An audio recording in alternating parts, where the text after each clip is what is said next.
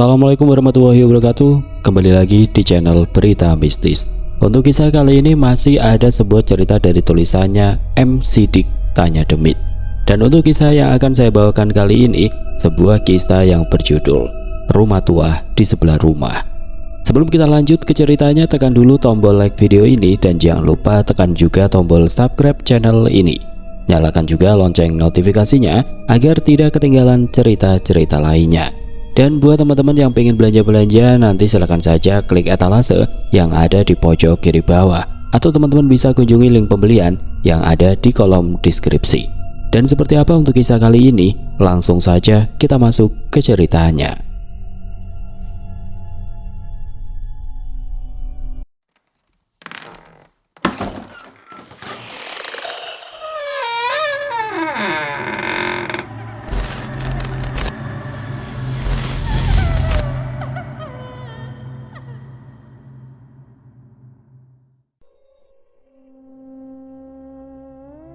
Di sebuah jalanan yang penuh dengan kendaraan, ada sepasang suami istri nampak bahagia sekarang. Mereka adalah Dewi dan Bima yang berkendara dengan motor tuanya ke sebuah perumahan tua yang ada di sudut kota. Mereka akhirnya mendapatkan rumah yang murah untuk mereka tinggali sebagai sebuah keluarga. Rumah yang sudah diidam-idamkan setelah mereka menikah. Bima dan Dewi tidak peduli dengan kondisi perumahan yang lumayan jauh dari tempat kerja mereka, karena mereka hanya ingin mendapatkan rumah hunian yang nyaman dan jauh dari keramaian. Mereka juga mendapatkan harga yang murah untuk rumah yang mereka akan tinggali, sehingga mereka bersemangat untuk pindah di hari ini. Apalagi Dewi sudah 8 bulan mengandung, sehingga dia membutuhkan tempat tinggal yang baru untuk anak yang akan lahir sebentar lagi. Dan itu membuatnya semakin senang atas apa yang dia dapatkan sekarang. Setelah berkendara cukup lama, mereka akhirnya masuk ke sebuah perumahan yang lumayan besar, sebuah perumahan subsidi yang sudah dibangun puluhan tahun yang lalu. Bima dan Dewi melihat perumahan itu tampak banyak yang kosong. Beberapa bahkan banyak rumah-rumah yang dijual dan tidak terawat. Mungkin karena akses jalannya yang jauh, serta ada alasan lain yang membuat perumahan ini sedikit agak sepi. Hanya beberapa blok yang nampaknya masih dihuni oleh beberapa keluarga yang ada di perumahan ini. Dan ketika mereka berdua sampai di rumah yang akan mereka tempati, di sana tidak ada satupun penghuni lain di blok itu selain rumah mereka. Sebenarnya ketika survei, Bima sedikit meragukan hal ini, karena mereka akan kesepian akibat tidak ada tetangga yang tinggal di blok tersebut. Tapi Dewi nampak memakluminya, karena hanya rumah ini saja yang sesuai dengan uang yang mereka kumpulkan selama beberapa tahun ketika mereka bekerja di tengah kota. Tidak lama setelah sampai di sana, Dewi turun dari motor dan melihat rumah tersebut dari halaman depan. Rumah itu terlihat sangat terawat, bahkan catnya pun terlihat baru dan tidak terkelupas.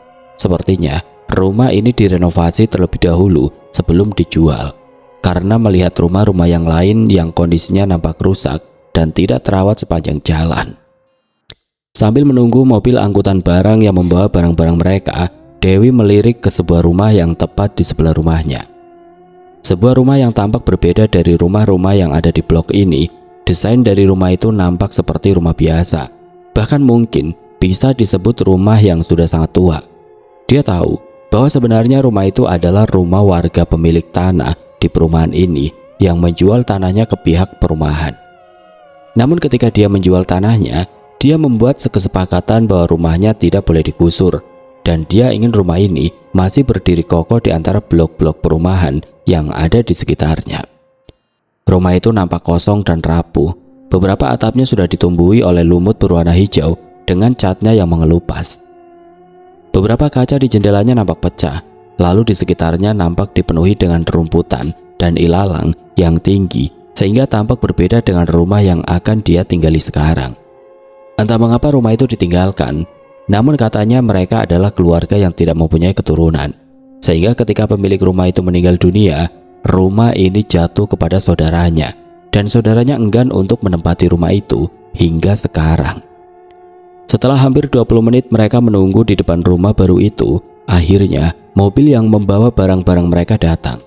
Dengan semangat, Bima menurunkan kardus-kardus dari mobil itu, dibantu dengan sopir dan kenek yang menurunkan beberapa barang yang lumayan berat untuk isi rumah mereka.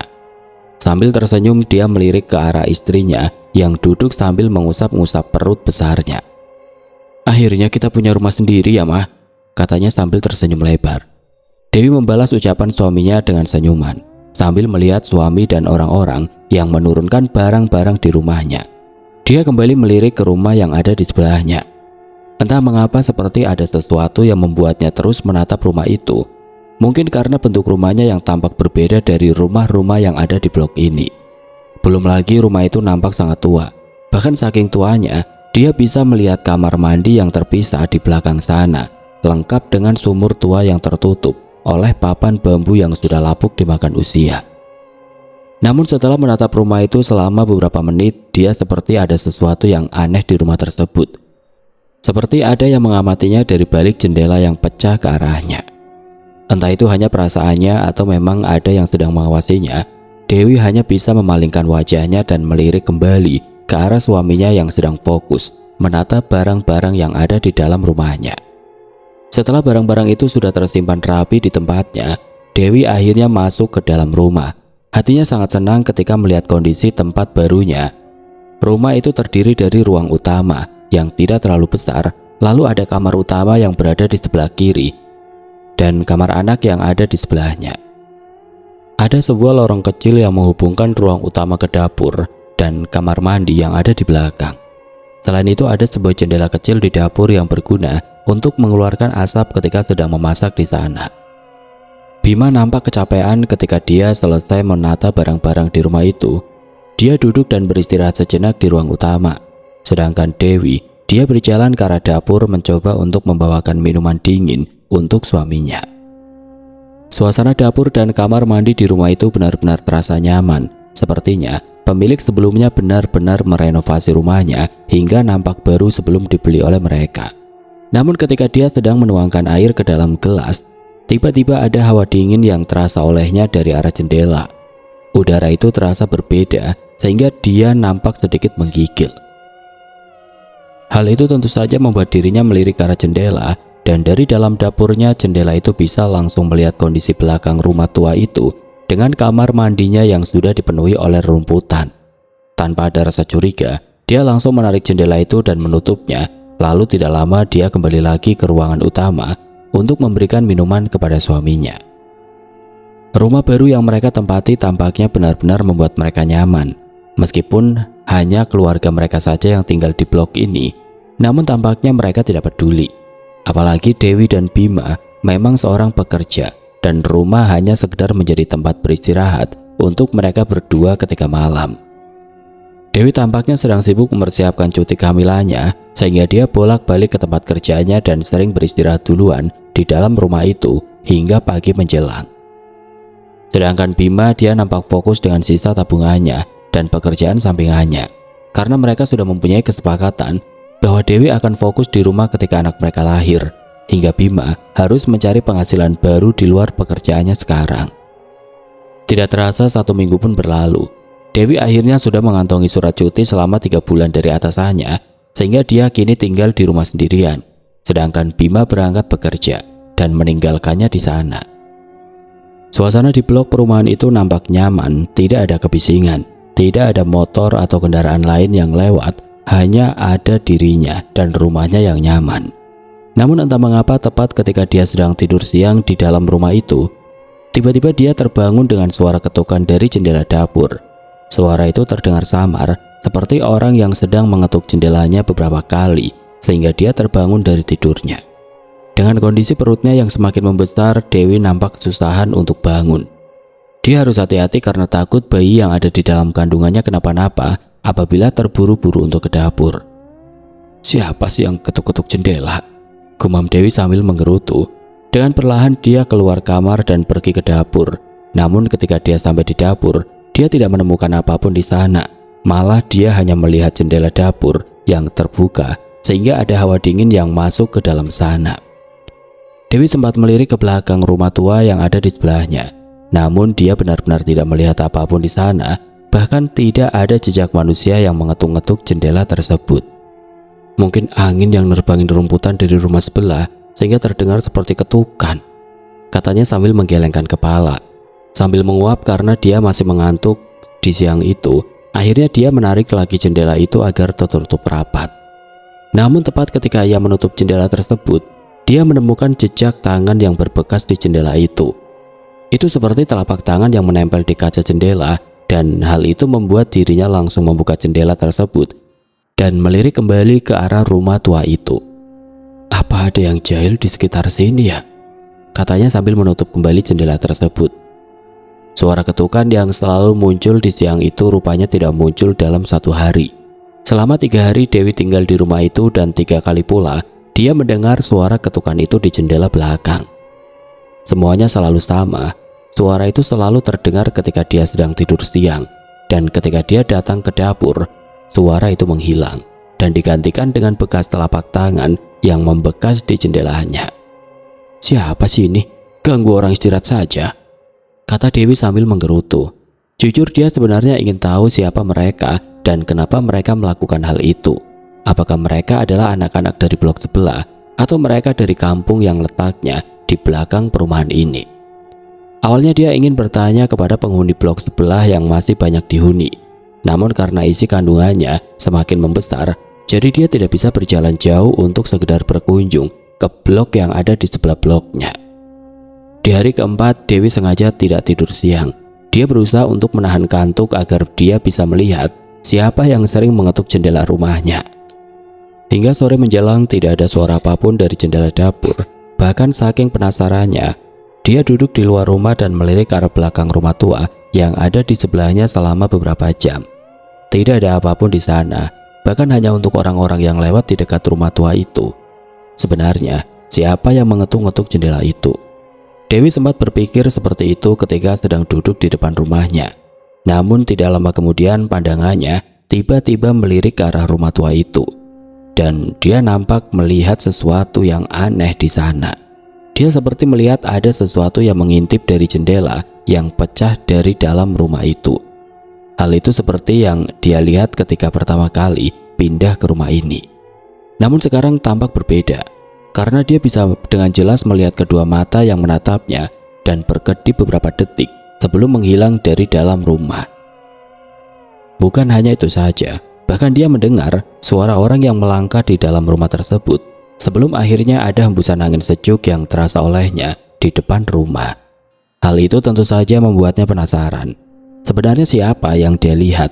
Apakah itu adalah pemilik dari rumah tersebut? Atau ada seseorang yang membuat rumah itu menjadi tempat tinggalnya?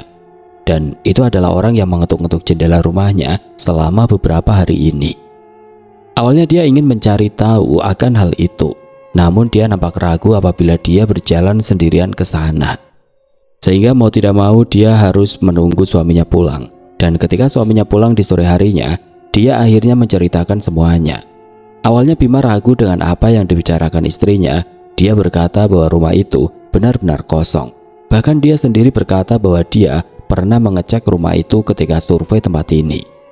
Tapi Dewi berkata bahwa dia sudah beberapa hari mendengar ada sesuatu yang mengetuk rumahnya. Dan itu membuat dia sedikit ketakutan atas apa yang dia dengar. Apakah ada orang gila atau gelandangan yang memanfaatkan rumah kosong itu untuk tempat tinggal? Tanya Dewi kepada suaminya.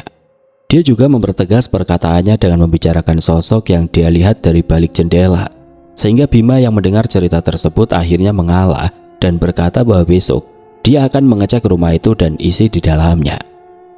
Pada esok harinya Bima akhirnya mulai mencari tahu atas apa yang ditakutkan oleh istrinya sendiri sebelum dia bekerja. Dia berjalan ke arah rumah tua itu di tengah-tengah matahari yang baru saja muncul dari arah timur. Dia berjalan perlahan melewati semak-semak dan rumputan yang mulai meninggi di sebelah rumahnya.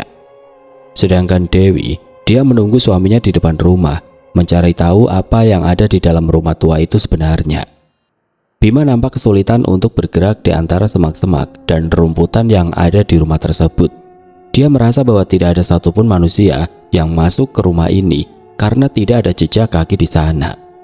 Begitu pula ketika dia melihat isi di dalam rumah itu lewat jendela yang sudah pecah. Di sana hanya terlihat sebuah ruangan kosong tanpa ada perabotan sama sekali di dalamnya. Yang ada hanya ada beberapa tumpukan kain seperti baju bekas yang sudah usang di sana, namun tidak ada satupun manusia yang tidur di dalam rumah tersebut. Apa yang dia lihat sepertinya tidak cukup kuat untuk meyakinkan istrinya bahwa di sana hanyalah rumah kosong. Sehingga dia mencoba membuka pintunya, dan ternyata pintu itu tidak terkunci ketika dibuka olehnya. Dengan perasaan yang sedikit merinding melihat rumah tua itu, dia akhirnya memberanikan diri untuk masuk. Dan ketika dia melihat seluruh ruangan tersebut, dia tidak menemukan apapun di sana. Yang ada hanyalah sebuah foto tua yang menggantung di dinding, yang dimana di sana ada seorang wanita yang sedang duduk di ruang tengah rumahnya sambil tersenyum. Setelah yakin bahwa tidak ada apapun di dalam rumah tua itu, akhirnya Bima kembali keluar dari rumah tersebut. Dia menutup kembali pintunya dan berjalan ke arah istrinya yang masih duduk di depan rumahnya. Tidak ada apapun di sana, Ma. Orang yang ganggu Mama selama beberapa hari ini nggak ada di sana. Mungkin itu cuma orang iseng saja. Jadi jangan dikhawatirkan, Ma, katanya sambil tersenyum ke arahnya. Dewi hanya mengangguk pelan seperti ada sebuah rasa lega yang dia rasakan ketika suaminya memastikan bahwa tidak ada apapun di dalam sana. Akhirnya mereka pun kembali masuk. Bima mulai bersiap-siap untuk bekerja, sedangkan istrinya menyiapkan makanan untuknya di dapur. Ketika memasak, Dewi sedikit melirik ke arah belakang rumah tersebut dan memastikan bahwa itu adalah halusinasi belaka. Namun secara tiba-tiba dia melihat pintu belakang tiba-tiba terbuka secara perlahan, dan tidak lama kemudian, brak, penutup sumur yang ada di belakang sana seperti terbang tertiup angin kencang. Ada rasa dingin yang dia rasakan dari sela-sela jendela dapur yang terbuka. Dan hal itu membuat dirinya kaget. Dia melihat secara seksama ke arah pintu belakang yang terbuka, dan setelah melihatnya cukup lama, tidak ada apapun di sana. Sehingga dia menganggap bahwa suaminya lupa untuk merapatkan pintu belakang ketika mengecek rumah itu. Sehingga pintu itu kembali terbuka sendiri ketika ada angin yang menghembus di sana. Setelah suaminya mengecek rumah tersebut di pagi itu, entah mengapa Dewi seperti tidak mau tidur siang di dalam rumahnya. Rasa khawatir akan ada sesuatu yang mengetuk jendela dapur membuatnya tetap terjaga. Bahkan dia hanya diam sambil menonton televisi di ruangan utama dengan pintu rumah yang terbuka. Namun tidak lama ada suara seperti orang yang sedang mengobrol di luar sana. Dewi seketika melirik ke arah luar, dan di sana ada dua orang yang sedang memakai motor berhenti di samping rumahnya. Kenapa pintunya terbuka? Bukannya sudah puluhan tahun pintu ini terkunci rapat? Kata seseorang yang ada di sana. Seseorang temannya lalu menunjuk ke arah rumahnya, dan Dewi melihat itu sehingga dia penasaran atas apa yang dilakukan kedua orang itu. Tapi temannya yang ada di belakang motor seperti ketakutan. Dia hanya menepuk pundak temannya dan memberi isyarat bahwa dia harus segera pergi dari depan rumah tua itu. Tidak lama kemudian dia langsung tancap gas dan berbalik tanpa ada obrolan apapun ketika melihat pintu rumah itu yang terbuka. Dewi penasaran atas apa yang mereka katakan, dan ketika dia keluar untuk melihatnya, tiba-tiba dia kaget dengan pintu yang rumah tua itu yang terbuka kembali. Padahal tadi pagi suaminya sudah menutup pintunya dengan rapat. Keanehan itu pun berlanjut ketika dia melihat pintu itu terbuka sendiri, di mana pada malam itu Dewi tiba-tiba terbangun oleh ketukan yang kali ini terdengar di pintu depan. Dia yang terbangun merasa kesusahan untuk bergerak karena perutnya yang mulai membesar, dan suara ketukan itu semakin lama semakin keras, diiringi oleh sesuatu yang gaduh yang asalnya dari rumah sebelah. Dewi hanya diam. Dia takut bahwa itu adalah orang yang kemarin mengetuk-ngetuk jendela dapurnya.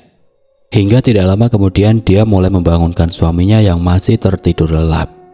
Namun tepat ketika tangannya memegang tubuh suaminya, tiba-tiba terdengar sebuah suara dari seorang perempuan yang sedang bersenandung. Suara itu terdengar samar, namun dia seperti sedang bernyanyi dengan nada suaranya yang sangat lirih. Ayun-ayun amping, di ayun-ayun mah di ayun ku samping. Suara itu seperti suara nyanyian menidurkan anak dalam bahasa Sunda lama yang sering dipakai untuk ibu-ibu zaman dulu ketika menidurkan anaknya. Hal itu tentu saja membuat kaget atas apa yang dia dengar. Seketika Dewi langsung mencengkeram lengan Bima dan mengguncangnya dengan wajah yang panik. Pah, denger gak? Bisiknya dengan wajah yang pucat. Bima seketika bangun, namun dia masih mengantuk dan bertanya kepada istrinya pada malam itu. Dengar apa? jawabnya sambil menguap. Suara nyanyian. Dan asal suaranya dari rumah sebelah. Bima langsung menghela nafas panjang. Dia merasa tidak mendengar apapun pada saat itu karena dia masih mengantuk. Dia lalu menarik selimutnya kembali sambil berkata, "Mungkin itu cuma suara angin, Ma." Dewi ingin protes atas apa yang dikatakan oleh suaminya, tapi dia tahu bahwa hal itu tidak ada gunanya. Sehingga dia menarik nafas dalam-dalam, berusaha menenangkan dirinya sendiri dan menyalakan lampu kamarnya agar dia tidak ketakutan. Dia masih mendengar suara nyanyian itu, namun seketika dia menutup kedua telinganya dengan bantal agar dia tidak mendengar suara itu lagi. Butuh beberapa waktu agar dia bisa tidur kembali pada malam itu, dan ketika dia terlelap, tanpa dia sadari ada sesuatu yang berdiri di jendela kamarnya. Sebuah bayangan wanita yang berdiri dan menatapnya dan tersenyum sambil menunjuk ke arah perut Dewi yang semakin membesar. Di malam berikutnya, tepat di jam 1 malam, Dewi tiba-tiba terbangun dengan nafas yang berat. Tenggorokannya terasa kering dan tubuhnya berkeringat dingin yang membasahi seluruh tubuhnya. Dia terbangun karena dia baru saja bermimpi aneh. Karena di dalam mimpinya dia berdiri di halaman belakang rumah kosong itu. Terlihat cahaya bulan yang redup menyinari halaman belakang itu dengan hembusan angin yang dingin ke arahnya. Di sana Dewi melihat ada sesuatu yang duduk di atas sumur itu. Nampak ada perempuan yang duduk dengan rambutnya yang panjang dan terurai hingga menyentuh tanah. Bajunya putih dan kusam, bahkan robek di beberapa bagian. Terlihat kedua tangannya seperti sedang menggendong sesuatu di dalam kain hitam di sana. Dewi ingin berteriak, dia ingin mundur dari apa yang dia lihat, namun tubuhnya terasa berat, seperti ada sesuatu yang memaksa tubuhnya untuk tetap diam. Tidak lama kemudian perempuan itu mulai bersenandung. Suaranya terdengar samar dengan apa yang dia dengar ketika sedang berada di dalam kamarnya. Suara lagu Sunda yang sering dipakai untuk menidurkan anak bayi terdengar sangat lirik, dan hal itu membuatnya merinding. Tubuhnya langsung gemetar, dan entah mengapa tubuhnya seperti didorong untuk melangkah lebih dekat dengannya. Dia penasaran dengan kain hitam yang dia bawa. Semakin dia mendekat, perempuan itu tiba-tiba berhenti bersenandung. Dia memiringkan kepalanya secara perlahan dan menatap perut Dewi yang membesar sambil tersenyum kecil. "Boleh, anak kamu untukku." Perempuan itu berkata dengan lirih dan nyaris seperti bisikan, dan hal itu membuat jantung Dewi mulai berdetak semakin kencang. Tangan perempuan itu bergerak, lalu membuka lipatan kain hitam yang dibuka secara perlahan. Dewi tidak bisa berbuat apa-apa, tubuhnya seperti terkunci dan tidak bisa bergerak untuk menjauh darinya. Dia hanya menahan nafas ketika dia membuka kain hitam itu, dan ketika dia membuka semuanya, tiba-tiba Dewi tercengang karena ternyata di dalam kain itu bukanlah sebuah bayi, namun di sana ada segumpal daging hitam yang bergerak sendiri, dan di sekeliling daging hitam itu ada beberapa perhiasan emas yang banyak dan berkilauan. Perempuan itu kembali tersenyum. Lalu tidak lama kemudian dia mengangkat gumpalan daging hitam beserta semua emasnya ke arahnya dan berkata, "Tukar ini dengan anakmu," katanya sambil memiringkan wajahnya yang pucat. Hal itu tentu saja membuat Dewi langsung menggelengkan kepala. Dia bahkan berusaha untuk menggerakkan tubuhnya dan mundur selangkah. Bau anyir dari daging itu tiba-tiba menyeruak, dan hal itu membuat dirinya ingin muntah atas apa yang dia rasakan. Di tengah-tengah ketakutan itulah, tepat dari dalam sumur, terdengar suara gemuruh yang terdengar sangat keras. Hal itu membuat Dewi tidak bisa berbuat apa-apa dengan rasa takutnya yang semakin terasa. Tidak lama kemudian, seperti ada bayangan hitam yang muncul dari dalam sumur. Bayangan itu semakin lama semakin membesar, dan tidak lama kemudian bayangan itu mulai menutupi apa yang dia lihat. Semua mendadak menjadi gelap. Dan Dewi terbangun di dalam kamarnya dengan tubuhnya yang basah karena keringat yang dia rasakan pada malam itu. Bima tidak bisa mengabaikan sesuatu yang terjadi pada istrinya ketika dia merasa istrinya ketakutan di pagi harinya. Perasaan ganjil itu terus menghantuinya sepanjang malam ketika istrinya tertidur pulas di sana. Seiring berjalannya waktu, istrinya sering terbangun di tengah malam dengan ekspresi wajahnya yang pucat. Lalu tidak jarang pula dia juga sering mendengar suara-suara gaduh di rumah tua yang ada di sebelah rumahnya. Bima merasa dia harus mencari tahu apa yang sebenarnya terjadi dengan rumah tua yang ada di sebelah rumahnya. Ketika pagi tiba di hari liburnya, dia akhirnya izin keluar untuk pergi ke blok sebelah, di mana di sana masih banyak keluarga yang tinggal di perumahan ini. Ketika dia melewati rumah tua itu, pintunya yang masih terbuka tidak dia tutup lagi pada saat itu. Dia sudah bosan untuk menutupnya, karena setiap kali pintunya ditutup, di besok paginya pintunya akan terbuka lagi. Kali ini dia tidak memperdulikannya dan terus berjalan hingga dia menemukan sebuah keluarga yang sedang berkumpul di depan rumahnya pada saat itu. Dia mengenalkan dirinya sebagai penghuni rumah di blok sebelah. Dengan sedikit basa-basi dia berkata bahwa dia baru sempat untuk berkeliling dan menyapa para tetangga di perumahannya. Namun setelah dia mengobrol dan para warga lainnya ikut mengobrol dengannya, Bima mulai bertanya tentang rumah tua itu. Awalnya mereka tidak tahu bahwa Bima tinggal di sebelah rumah tua itu, namun ketika mereka mengetahuinya, mereka seketika terkejut. Bahkan beberapa dari mereka hanya diam dan saling pandang. Bima tentu saja merasakan sesuatu yang aneh dengan ekspresi mereka.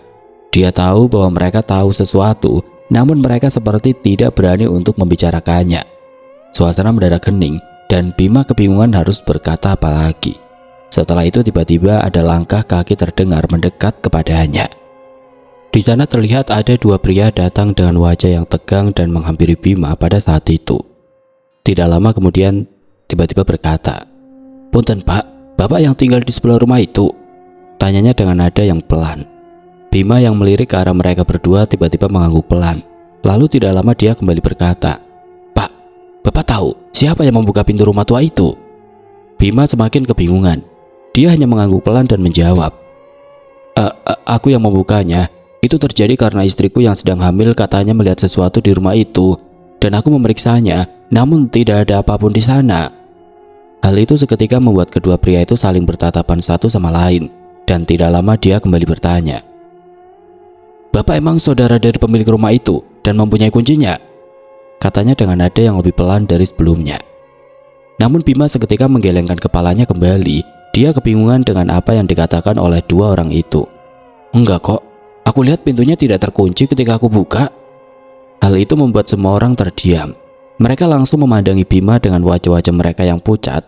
Lalu tidak lama salah satu dari mereka berkata, "Seharusnya pintu itu terkunci rapat, Pak, dan tidak bisa dibuka semudah itu," jawab salah seorang dari mereka. Lalu salah satu temannya langsung berkata pelan ke arah warga yang berkumpul di sana. Wajahnya tampak pucat ketika dia berbicara kepada mereka semua. "Sepertinya kejadian dulu terulang lagi." Warga yang lain mengangguk mendengar hal tersebut. Sedangkan Bima semakin bingung dengan apa yang mereka katakan. Bentar, potong Bima. "Maksudnya kejadian dulu terulang lagi gimana, Pak?" Tanyanya dengan nada yang heran. Salah seorang yang ikut mengobrol dengan Bima tiba-tiba berkata kepada istrinya, "Bu, tolong telepon saudara pemilik rumah ini, suruh dia datang, takutnya nanti ada korban lagi," katanya dengan nada yang panik. Hal itu membuat Bima semakin bingung. "Ini maksudnya ada apa?" Tanya Bima bertanya sekali lagi. Seorang ibu yang berada di dekatnya tiba-tiba berkata, "Nah, katanya istrimu sedang hamil. Kalau bisa, sebelum dia melahirkan, jangan tinggal di rumah itu dulu. Bahaya, mendingan keluar dulu dan pulang setelah bayinya lahir." Bima semakin kebingungan. Dia melirik ke semua warga yang wajahnya semakin pucat. Bahkan beberapa nampak meninggalkan obrolan itu dan pulang ke rumah dengan tergesa-gesa. "Bentar, ini maksudnya apa? Aku nggak ngerti," tanya Bima kembali. Ibu itu kembali menjawab. Bahkan dia berdiri dan menarik tangannya sambil berkata, "Pokoknya kalau bisa kamu ajak istrimu pergi dari rumahmu sebelum terlambat. Kita para warga nggak mau kejadian di blok itu kembali terjadi. Apalagi istrimu lagi hamil. Pokoknya nurut saja. Nanti setelah saudara dari rumah itu datang, kamu pasti tahu alasannya. Karena aku yakin istrimu pasti mengalami hal yang aneh di rumah itu. Sama seperti penghuni blok itu ketika perumahan ini pertama kali dibangun." Ibu itu mengenalkan dirinya dengan Ibu Ida, di mana ternyata dia adalah penghuni lama blok yang Bima tinggali ketika perumahan ini dibangun. Dia berjalan dengan tergesa-gesa sambil menarik tangan Bima. Dia berkata bahwa istrinya harus segera dibawa keluar dari blok itu dan tinggal di rumahnya sementara, sebelum dia meninggalkan perumahan ini hingga dia melahirkan. Bu Ida terlihat shock ketika dia masuk ke blok tersebut dan melihat pintu rumah tua itu terbuka lebar. Wajahnya semakin pucat dan enggan untuk menatap rumah tua itu ketika melewatinya dan sampai ke depan rumah. Dewi yang tidak mengetahui apapun nampak kaget karena ada ibu-ibu yang masuk ke dalam rumahnya bersama Bima. Tanpa ada basa-basi, Ibu Ida seketika mengajak Dewi keluar. Dia bahkan berkata bahwa Dewi tidak aman tinggal di sini dengan perutnya yang semakin membesar. Dewi awalnya bingung dengan ucapan Bu Ida, namun dia shock ketika Bu Ida berkata, "Kamu harus keluar, kalau tidak wanita itu akan terus menakut-nakutimu dan berakhir dengan hilangnya anak kandungmu," katanya sambil menarik tangannya. Dewi tidak tahu apakah Bima menceritakan semuanya atau dia sendiri tahu tentang apa yang terjadi kepadanya selama beberapa hari ini. Namun setelah itu Dewi hanya mengangguk dan mengikuti saran dari Bu Ida. Bima seketika mengikutinya dari belakang, dan ketika mereka semua keluar dan akan meninggalkan blok tersebut, tiba-tiba, dak, seperti ada yang menarik pintu itu dengan kerasnya. Bahkan saking kerasnya jendela yang pecah di sebelahnya langsung jatuh keluar rumah. Sepertinya penghuni rumah itu marah ketika Dewi keluar dari rumahnya, dan hal itu tentu saja membuat mereka bertiga kaget, sehingga Bu Ida menyarankan mereka untuk mempercepat langkahnya pada saat itu. Tidak lama kemudian Dewi dan Bima akhirnya tinggal sementara di rumah Bu Ida yang berada beberapa blok dari rumahnya. Suaminya yang bernama Maman langsung membuat kopi dan teh untuk mereka berdua. Bu Ida menceritakan apa yang terjadi ketika membawa Dewi kepada suaminya, termasuk tentang pintu yang tertutup sendiri dengan suara yang keras pada siang itu. Pak Maman hanya menghela nafas panjang, lalu tidak lama dia berkata, "Syukurlah kalau tidak terlambat. Kalau saja si Neng tinggal di rumah itu lebih lama, aku tidak tahu bagaimana nasib bayinya kelak. Yang pasti, si Neng malam ini menginap di rumah ini. Kalau Akang mau tidur di rumah silakan. Tapi toh dia nggak akan ganggu ke Akang. Tapi pas besok, Akang harus membawanya pulang dan si Neng bisa kembali setelah anaknya lahir." Bima dan Dewi semakin kebingungan. Sebenarnya apa yang terjadi dengan rumah itu? Bu Ida yang melihat mereka kebingungan akhirnya mulai bercerita. Dia berkata bahwa dia dan suaminya adalah penghuni lama perumahan ini. Bahkan mereka adalah orang yang tinggal pertama dari perumahan ini dibangun. Rumah itu adalah rumah dari sepasang keluarga yang awalnya mempunyai tanah di seluruh perumahan ini.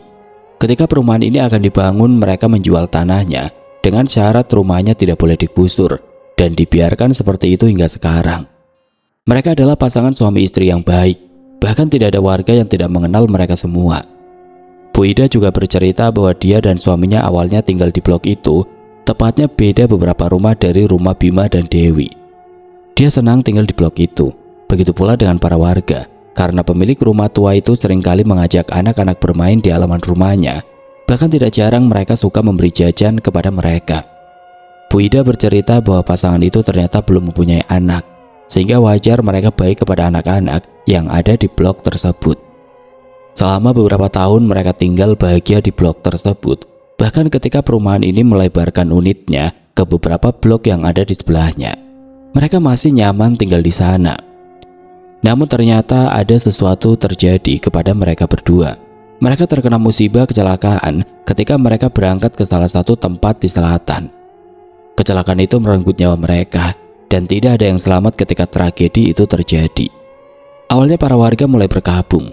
Bahkan hal itu terjadi selama beberapa hari karena mereka menyesal telah kehilangan orang yang baik kepada mereka. Seiring berjalannya waktu, mereka sudah mulai terbiasa dengan kehidupan tanpa penghuni rumah tua itu. Dan sekarang rumah itu kosong dan tidak berpenghuni. Sebenarnya ada satu saudaranya yang berhak untuk tanah di rumah itu. Namun saudaranya pun nampak enggan untuk menempati rumah tersebut.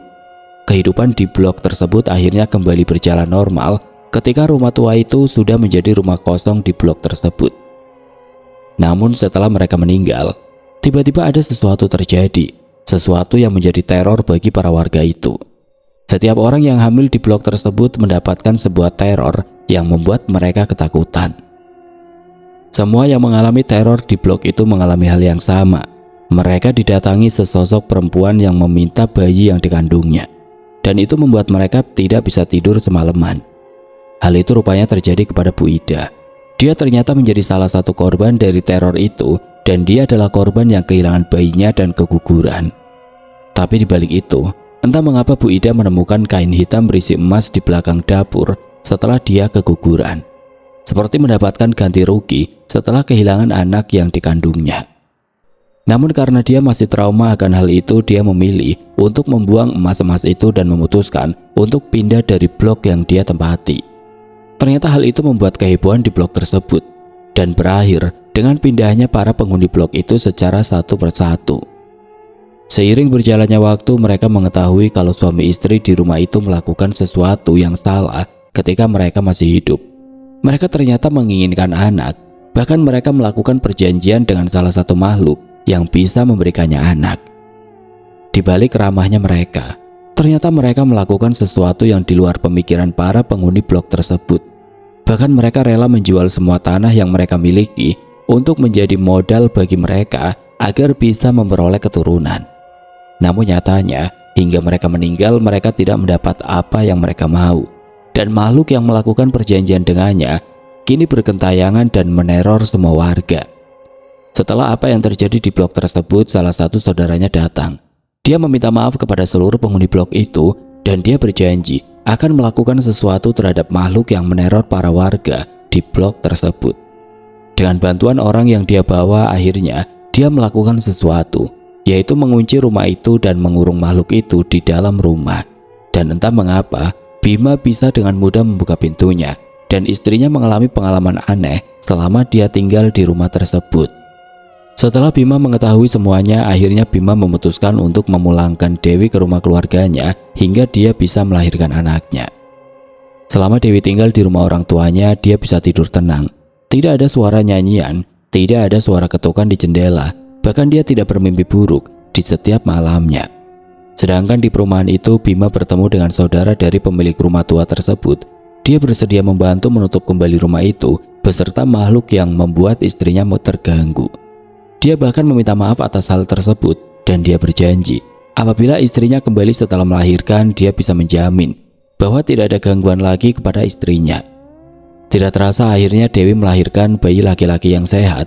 Namun setelah bayi itu lahir, Dewi nampaknya tidak mau kembali ke rumah yang sudah dia beli dengan uang tabungannya. Dewi memilih untuk pindah. Bahkan dia memastikan untuk menjual rumah itu kembali dengan harga murah agar bisa terjual dengan cepat. Rupanya apa yang terjadi di rumah itu menjadi sebuah trauma baginya. Dan dia tidak ingin melihat rumah itu lagi karena itu bisa mengingatkan kepada makhluk yang muncul dan mengganggunya selama di sana. Akhirnya, setelah hampir 3 tahun rumah itu kembali terjual. Bima menjualnya kepada temannya yang baru saja menikah dengan harga yang sangat murah. Ketika Bima dan Dewi bertemu dengan pembeli rumah itu dan bertransaksi di rumah yang dia jual, tiba-tiba anak Dewi nampak melirik ke rumah tua itu dan menatap ke arah jendela. Dengan polosnya, anak itu menarik baju ibunya dan menunjuk ke arah jendela. "Mah, ada Tete di sana yang mau ngajak main Dedek," katanya dengan nada yang polos.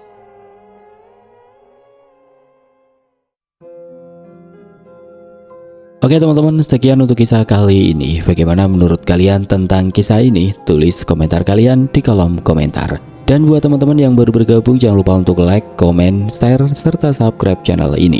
Dan nantikan kisah-kisah horor berikutnya tetap di channel Berita Mistis. Wassalamualaikum warahmatullahi wabarakatuh.